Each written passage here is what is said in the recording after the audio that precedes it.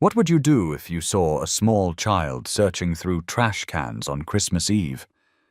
David Morrison thought he knew the answer until he discovered what the little girl was really looking for. The 7-year-old's tiny hands weren't just digging for food or warmth. She was hunting for something far more precious, something that would shatter every assumption David had about poverty, pride, and the people he thought he'd forgotten. When he finally understood the truth behind her desperate search, it didn't just change her Christmas, it transformed everything he believed about being a father, an employer, and a human being. Sometimes the greatest gifts come wrapped in the most unexpected packages.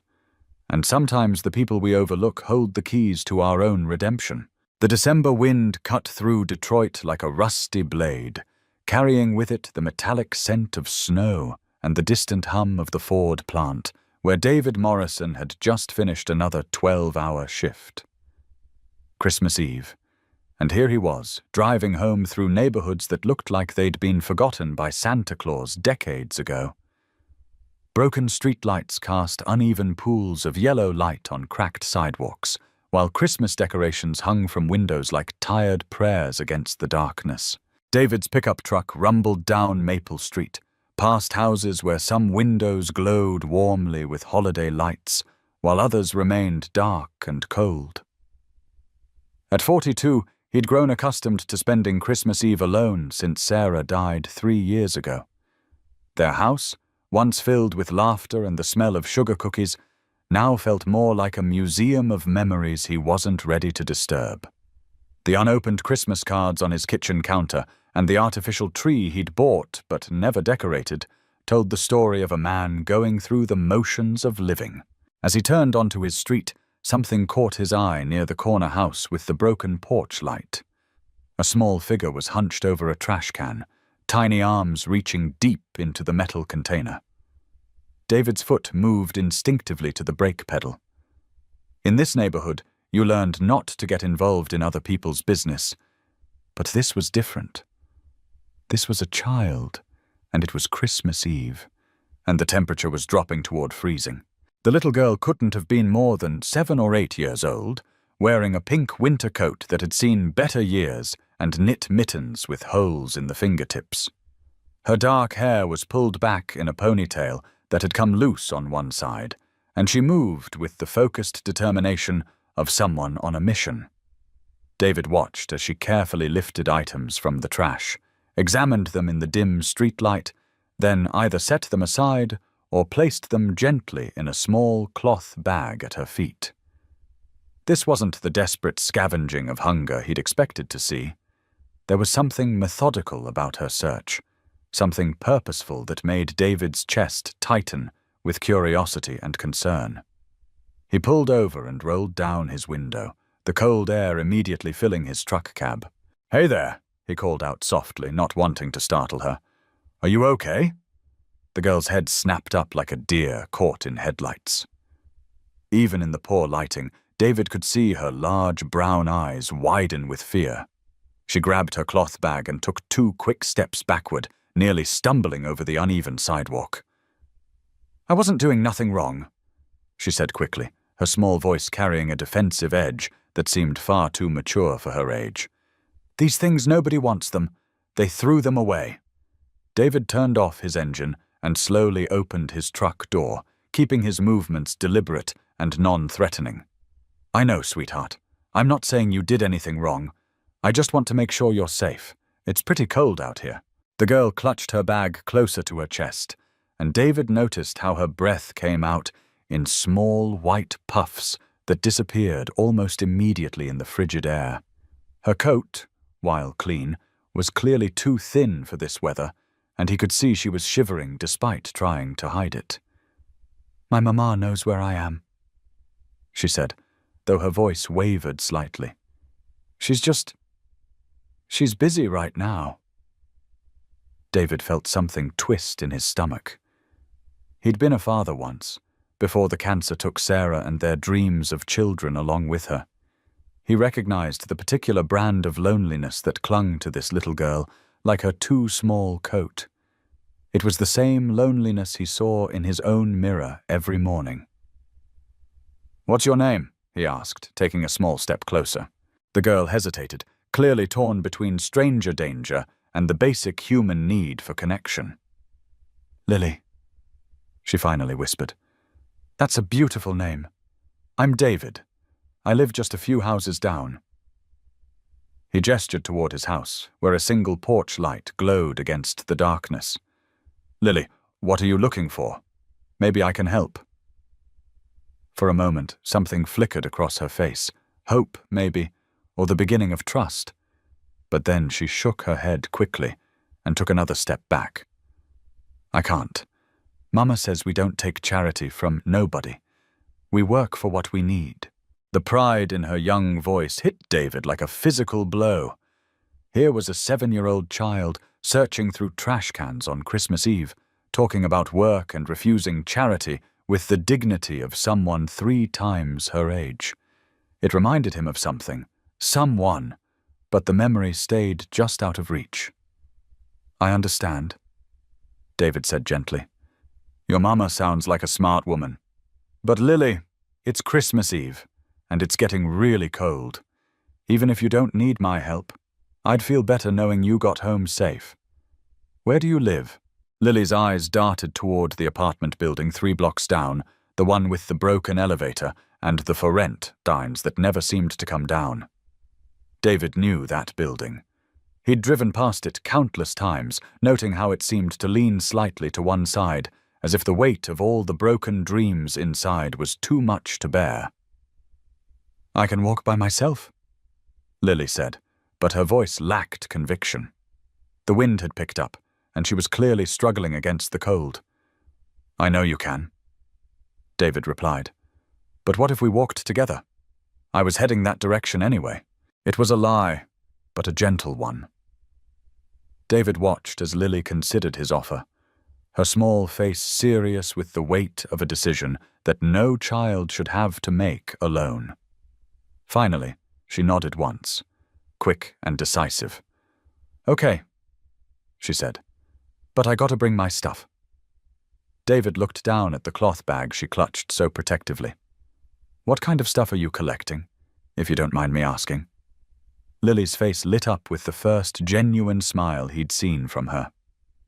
"Broken toys," she said with obvious pride. "Mama taught me how to spot the ones that can be fixed. We clean them up and make them work again, then we sell them at the flea market on weekends. Mama says one person's trash is another person's treasure, and that there's dignity in honest work, no matter how small." The memory hit David like a sledgehammer to the chest. Those words, that exact phrase about dignity and honest work, he'd heard them before. Recently. But from where? As they walked slowly down the sidewalk, Lily chattering about her finds and David listening with growing amazement at her knowledge of toys and repair techniques, a single image kept flashing through his mind. A woman's voice, accented with the musical cadence of Spanish mixed with precise English, saying those exact words about dignity and honest work. A woman who had cleaned his house, who had known exactly how he liked his coffee, who had always refused tips with the same quiet pride he now heard in this little girl's voice. "Lily," David said suddenly, stopping in the middle of the sidewalk. "What's your mama's name?" The little girl looked up at him with those big brown eyes, and for the first time since they'd met, she smiled without reservation. "Her name is Maria," she said. "Maria Rodriguez. She's the best mama in the whole world, even when things get hard." David's world tilted on its axis. Maria Rodriguez. His former housekeeper, the woman who had worked for him for 2 years, who had never missed a day, who had quietly and efficiently kept his house running while he buried himself in work and grief. The woman he had let go 6 months ago when the plant cut his hours and he couldn't afford her services anymore. The woman whose daughter was now searching through trash cans for broken toys to repair and sell. "Oh, God," David whispered, the full weight of realization crashing over him like a cold wave. "Oh, Lily, your mama used to work for me." Lily's steps faltered, and she looked up at him with confusion mixing with recognition. "Mr. Morrison?" she asked tentatively. "You're Mr. Morrison from the big house with the blue shutters?" David nodded, unable to speak past the lump forming in his throat. He remembered now. Maria had mentioned her daughter occasionally, had even brought her to work once when school was closed for a snow day. A quiet little girl who had sat at his kitchen table, coloring pictures while her mother worked, who had thanked him politely when he offered her a glass of milk and a sandwich. "Mama talks about you sometimes," Lily continued, her voice becoming smaller. "She says you were always kind to her, and that she was sad when she couldn't work for you anymore. She says sometimes good people have to make hard choices." The words hit David like physical blows. Kind. Maria thought he was kind, even after he had laid her off with 2 weeks' notice and a mumbled apology about financial difficulties. Even as she struggled to make ends meet with a 7-year-old daughter who now spent Christmas Eve searching through trash cans for broken toys to repair. "Lily," David said, his voice rough with emotion. "Where is your mama right now?" The little girl's face closed off again, the wariness returning. "She's working," she said carefully. "She works a lot of jobs now. She cleans offices at night, and she works at the diner during the day, and sometimes she babysits for Mrs. Chen down the hall." 3 jobs. Maria was working 3 jobs to replace the income she'd lost when David let her go. And still it wasn't enough to keep her daughter from having to scavenge for ways to earn money. "Does she know you're out here?" David asked gently. Lily's chin lifted with defiant pride. "She knows I help. She taught me how to find good stuff and fix it. We're a team. We don't need nobody feeling sorry for us." The pride in her voice was heartbreaking, and David recognized it as an echo of her mother's dignity. Maria had always refused to accept anything that felt like charity, even when David had tried to give her extra money during the holidays, or had offered to pay her for additional tasks she'd done without being asked. That pride, that fierce independence, was both Maria's greatest strength and, David was beginning to realize, perhaps her greatest challenge. They had reached the apartment building, a tired-looking structure that seemed to sag under the weight of too many lives packed into too small a space. The lobby door was propped open with a broken brick, and the smell of cooking food and industrial disinfectant drifted out into the cold night air. "This is where you live?" David asked, though he already knew the answer. Lily nodded. "Apartment 3B. Mama says it's not much, but it's ours, and we keep it clean and nice." She paused, then looked up at David with those serious brown eyes. "Mr. Morrison, are you going to tell Mama you saw me? Because she might worry, and she's got enough to worry about already." The question pierced David's heart. Here was a 7-year-old child, more concerned about her mother's stress than her own safety, asking him to keep secrets that would protect the adult in her life. It was a reversal of roles that no child should have to navigate. "Lily," David said, crouching down so he was at her eye level, "I think your mama should know where you are when you go out looking for toys. Not because you're doing anything wrong, but because she loves you and worries about you being safe." Lily's small face crumpled slightly. "But if I tell her, she might not let me help anymore. And we need the money, Mr. Morrison. Mama tries to hide it, but I know we need the money." The simple honesty of her words hit David harder than any accusation could have. This child understood their financial situation with a clarity that spoke to both her intelligence and the heavy burden of adult worries she'd been forced to carry. "What if," David said carefully, "what if I talked to your mama? What if I explained that I saw you being very careful and very smart about finding things to fix? Maybe we can figure out a way for you to help that would make her feel better about you being out after dark." Lily studied his face for a long moment, weighing his words with the seriousness of a much older person. "You really think Mama would listen? I think your Mama loves you very much, and I think she wants what's best for you. Sometimes adults need to talk to other adults to figure out the best way to help their kids." A small smile played at the corners of Lily's mouth. "Mama always says that 2 heads are better than 1, especially when one of them has grey hair." She giggled at her own joke, and for a moment she looked exactly like the carefree 7-year-old she should be. "Your mama sounds very wise," David said, smiling despite the weight of guilt and regret settling in his chest. "Is she home now?" Lily shook her head. "She won't be home until after midnight. She's cleaning the big office building downtown, but she'll be tired when she gets home, and she's got to work at the diner tomorrow morning." Christmas morning. Maria would be working at a diner on Christmas morning, serving breakfast to other people, while her daughter waited alone in their small apartment. "Lily?"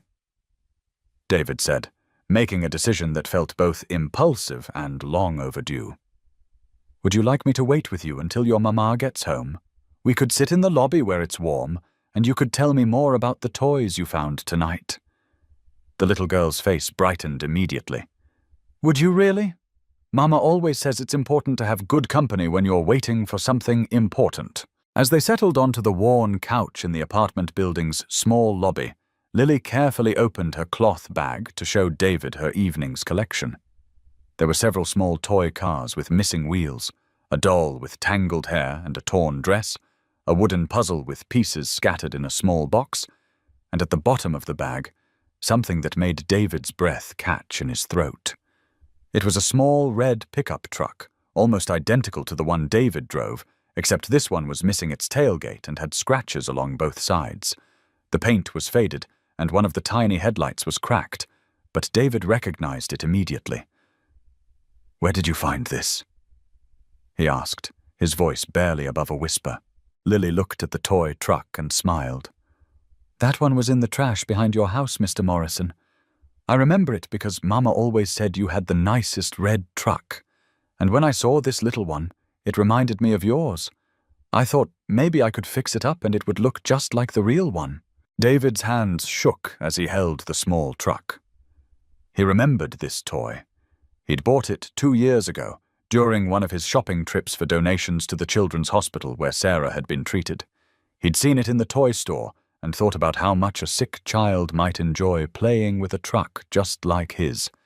But then Sarah's condition had worsened, and in the chaos of treatments and hospital visits, and finally grief, the toy had been forgotten, relegated to a box in his closet, and eventually, apparently, thrown away during one of his rare cleaning sprees. "This is a very special truck," David said softly, running his thumb over the toy's worn surface. "Really?" Lily leaned closer, her eyes bright with curiosity. "What makes it special?"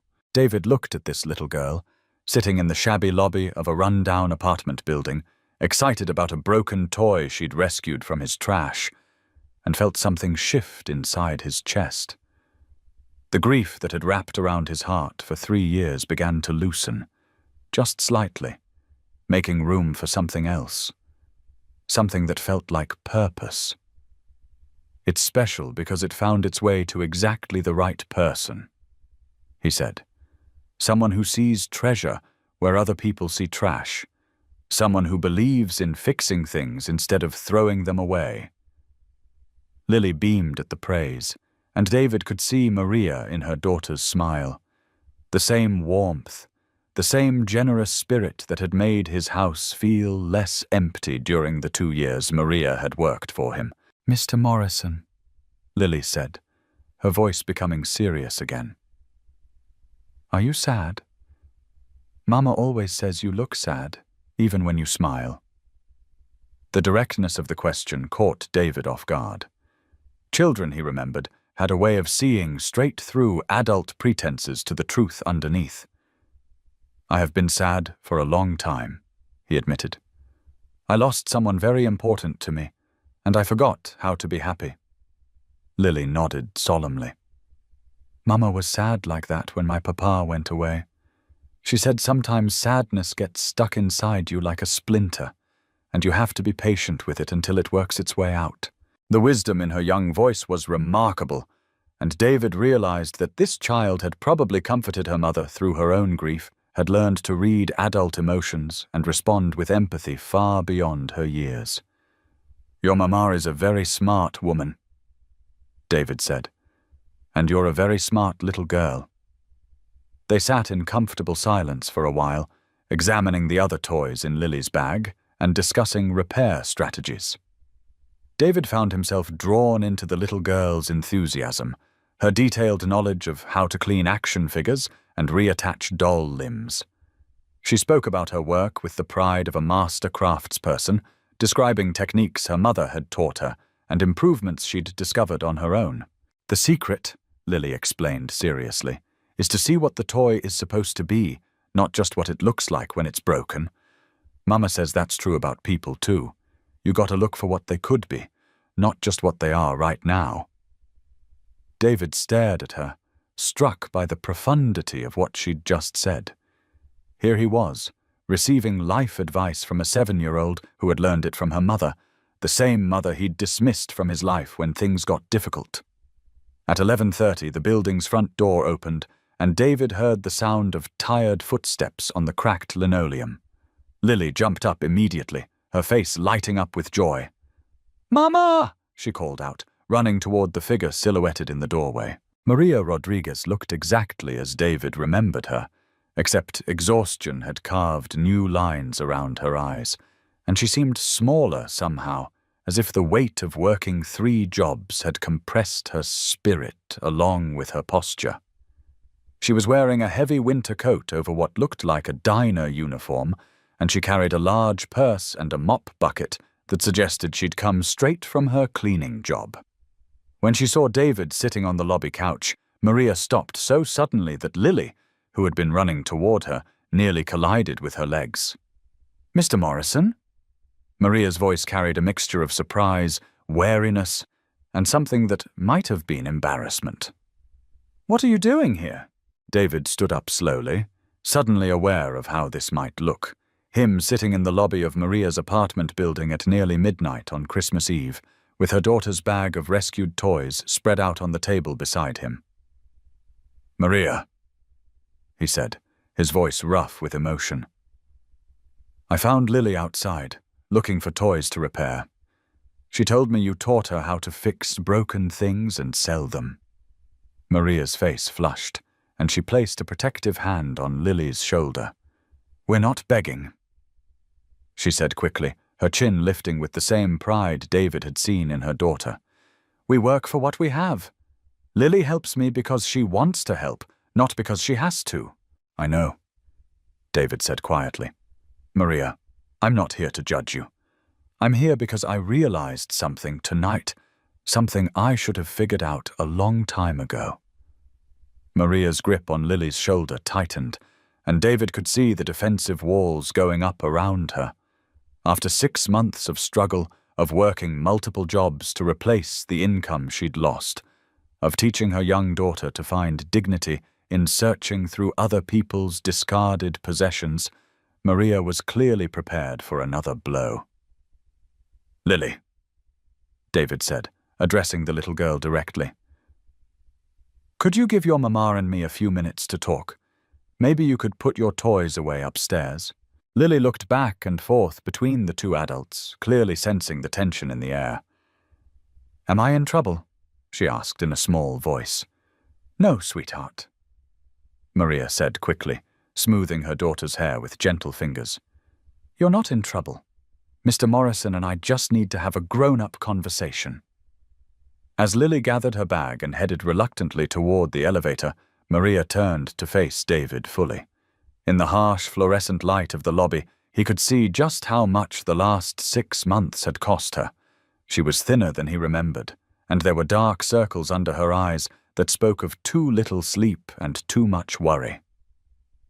"Mr. Morrison," she began, but David held up a hand to stop her. "Maria, please, let me talk first, because I have something I need to say, and if I don't say it now, I might lose my courage." Maria nodded cautiously, crossing her arms over her chest in a gesture that was both protective and defiant. 6 months ago, I let you go because I was having financial problems. The plant cut my hours, and I thought I couldn't afford your services anymore." David paused, struggling to find the right words.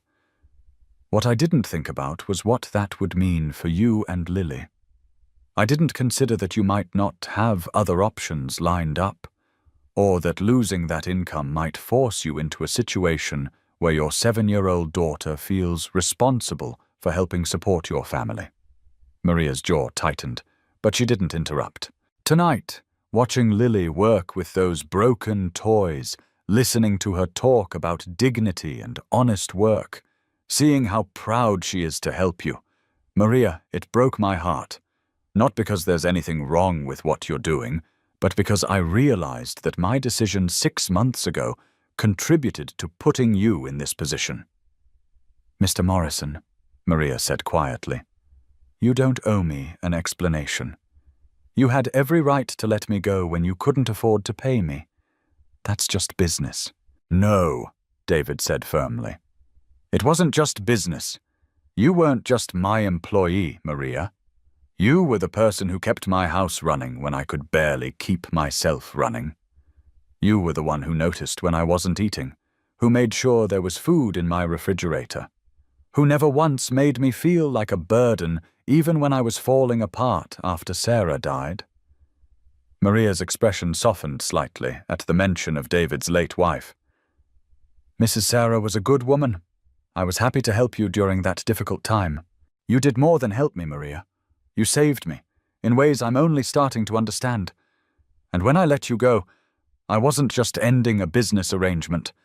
I was cutting off one of the few connections I had to feeling like a human being instead of just a man going through the motions of living." The words hung in the air between them, heavy with honesty that David hadn't planned to share. Maria uncrossed her arms, her defensive posture relaxing slightly. "I've been angry for 6 months. David continued. "Angry at the world, angry at circumstances, angry at myself. But I've been directing that anger in all the wrong directions. Tonight, seeing what you and Lily have built together, seeing how you've taught her to find dignity in hard work and to see treasure where others see trash. Maria, you've been a better parent in crisis than I ever was in comfort." Tears were beginning to form in Maria's eyes, but she blinked them back stubbornly. "We do what we have to do," she said simply. "I know you do, and you do it with grace and strength that I can barely comprehend. But Maria, what if you didn't have to do it alone? What if there was another option?" Maria's eyes narrowed slightly, wariness creeping back into her expression. "What kind of option?" David took a deep breath, knowing that what he was about to propose would either be the best idea he'd had in years or a colossal mistake that would push Maria further away.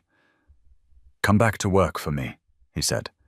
"Not just as a housekeeper, but as my household manager. I need someone to help me remember how to live like a human being instead of just existing.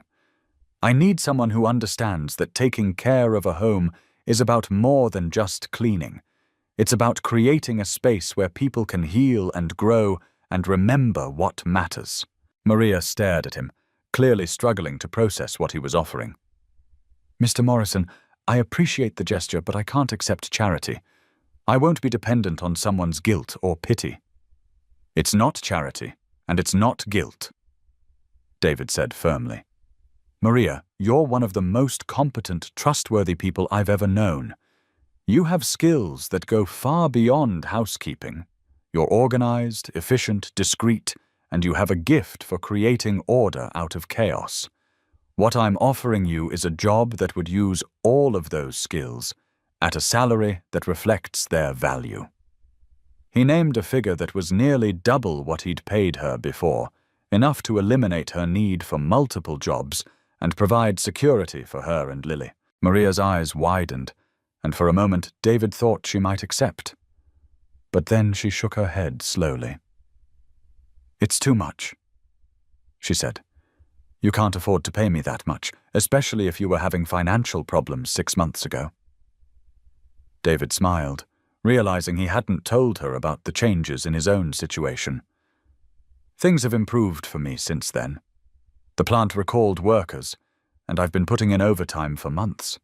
I've also been saving money by living like a hermit and letting my house fall apart around me. Maria, I can afford to pay you what you're worth. And frankly, having you back would be worth every penny just for the peace of mind. And Lily? Maria asked quietly. This job, would it allow me to be available for her when she needs me? Maria, one of the things I remember most clearly about when you worked for me before was how you managed to be an amazing mother while also being an incredible employee. You brought Lily with you sometimes when necessary, and she was always welcome. That wouldn't change. David paused, then added something that surprised even him. Actually, I have a proposition about Lily too, if you're interested. Maria's eyebrows rose in question. She's incredibly talented at repairing toys. What if we set up a small workspace in my garage where she could continue that hobby? Not as work, as fun. And what if we took her restored toys to the children's hospital as donations? It would give her projects to work on, teach her about giving back, and provide toys for kids who could really use them. For the first time since David had started talking, Maria's carefully maintained composure cracked. Tears spilled over and ran down her cheeks as she struggled to maintain her dignity. Why? She whispered. Why are you doing this? David thought about the question, about the complex mix of guilt and admiration and simple human connection that had led him to this moment. Because tonight, your 7-year-old daughter taught me something I'd forgotten. She taught me that broken things can be fixed, that trash can become treasure, and that sometimes the people we overlook are the ones with the most to offer. He paused, looking toward the elevator where Lily had disappeared. And because I've been broken for 3 years, Maria, I've been going through the motions of living without really being alive. Tonight, for the first time since Sarah died, I felt like maybe I could be fixed too. But I can't do it alone. Maria wiped her eyes with the back of her hand, a gesture that reminded David powerfully of her daughter's unconscious mimicry of adult emotions. This isn't charity, David said again, more gently this time. This is mutual need. I need someone who can help me remember how to live. You need stability and security for your family. Lily needs to know that her intelligence and creativity are valued, not just her ability to help in a crisis. We can help each other. Maria was quiet for a long moment, clearly weighing his offer against her fierce independence. Finally, she spoke. If I said yes, she said carefully, there would be conditions. David nodded eagerly. Name them. I work for my salary, not out of gratitude. If my performance isn't satisfactory, you fire me. No special treatment because of our history or our personal situation. Agreed. Lily comes first, always. If there's ever a conflict between my job and my daughter's needs, she wins. Absolutely. And Mr. Morrison? Maria's voice grew stronger, more confident. If you ever decide you can't afford my services again, you give me at least 30 days' notice. Not 2 weeks. 30 days. So I can plan properly. David winced at the reminder of his previous handling of her termination. You have my word. In writing, if you prefer. Maria studied his face for another long moment, then slowly extended her hand. Then yes, Mr. Morrison, I accept your offer. As they shook hands, David felt something shift inside his chest again, the same sensation he'd experienced while talking with Lily. The grief was still there, but it no longer filled every available space in his heart. There was room now for other things. Gratitude, hope, the possibility of redemption through simple human kindness. Maria, he said as they released hands, would you and Lily like to come to my house for Christmas dinner tomorrow? I know you're probably working, but I'm supposed to work at the diner until 2 o'clock. Maria said slowly. What if I picked you up at 2:30? We could have a late Christmas dinner, and Lily could see the garage workspace I was thinking about setting up for her. Maria smiled, and for the first time since he'd known her, it was a smile completely free of worry or reservation. I think Lily would like that very much. She's always loved your house. As if summoned by the mention of her name, Lily appeared at the top of the staircase, clearly having listened to at least part of their conversation. "Mama?" she called down tentatively. "Are we going to be okay?" Maria looked up at her daughter, her face glowing with relief and joy.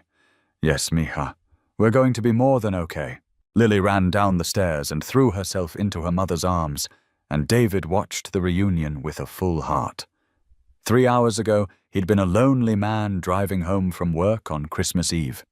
Now he was part of something larger, a small, unconventional family bound together not by blood, but by mutual need and second chances. "Mr. Morrison," Lily said, peeking out from her mother's embrace, "does this mean I can fix toys in your garage?" "It means you can fix toys and paint pictures and do homework and anything else you want to do there. It's going to be your space, too." Lily's face lit up with pure joy. "Can I start tomorrow? I have so many broken toys that need fixing." David laughed, the sound surprising him with its genuine warmth. "Tomorrow is Christmas, Lily. Even toy repair experts get Christmas off." "But the day after?" She pressed hopefully. "The day after Christmas, we'll set up your workshop properly. Deal?" "Deal," Lily said, then turned to her mother. "Mama, isn't this the best Christmas ever?" Maria hugged her daughter closer, meeting David's eyes over Lily's head. "Yes, mija," she said softly. "I think it really is." As David drove home through the same streets he'd traveled just a few hours earlier, everything looked different. The broken streetlights seemed less harsh, the modest houses more welcoming. Even his own house, as he pulled into the driveway, looked less like a museum and more like a home waiting to be lived in again. He sat in his truck for a moment, holding the small red pickup that Lily had rescued from his trash. Tomorrow, he would help her fix it properly, restore it to its original glory. But more than that, he would watch her work, learn from her patience and optimism, and maybe discover that he too could be repaired. The Christmas Eve that had started with obligation and loneliness was ending with purpose and connection. David Morrison had set out thinking he might rescue a child searching through trash cans, but instead he'd discovered that sometimes the people who look like they need saving are actually the ones holding the keys to your own salvation. As he walked up to his front door, David made a mental note to throw away the artificial Christmas tree he'd never decorated. Tomorrow, after picking up Maria and Lily, he would buy a real tree. They would decorate it together, filling his house with laughter and the smell of pine needles and the kind of Christmas joy that comes not from perfect circumstances, but from imperfect people choosing to take care of each other. In his pocket, the small red truck caught the porch light, its scratched paint and missing pieces somehow beautiful in their imperfection. Like its finder, like its original owner, like all of them really. Broken but fixable, damaged but still capable of bringing joy, discarded but ultimately rescued by the simple act of someone else seeing their potential for transformation. Christmas Eve was over, but Christmas Day was just beginning, and for the first time in 3 years, David Morrison was looking forward to tomorrow.